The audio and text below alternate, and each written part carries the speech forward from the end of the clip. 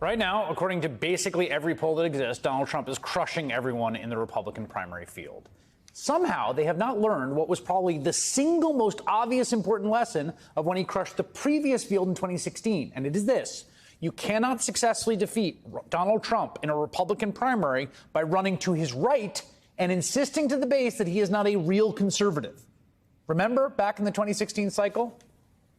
Donald Trump's candidacy is a cancer on conservatism, and it must be clearly diagnosed, excised, and discarded. Newsflash, the Republican Party's been fighting against a single-payer system for a decade. So I think you're on the wrong side of this if you're still arguing for a single-payer system. If people think Donald Trump's a conservative, prove it to me.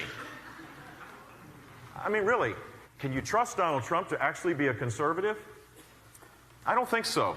And I think the conservative cause is worth fighting for. I just don't believe Donald Trump is a reliable conservative Republican.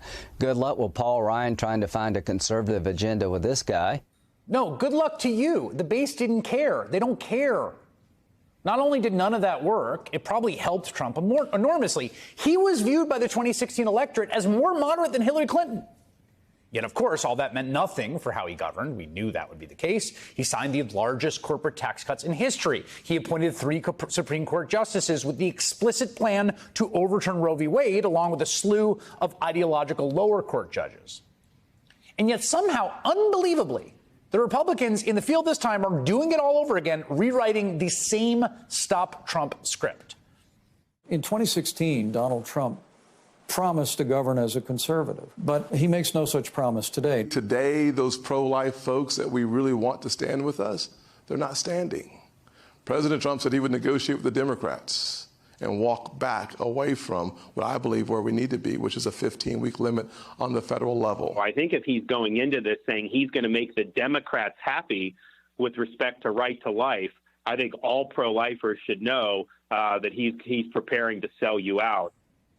And while they all worry about how conservative Trump is, they are making his job easier.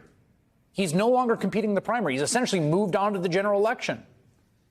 Those Republicans don't understand their own base. They keep having to learn this lesson over and over, how Trump redefined conservatism and what it means.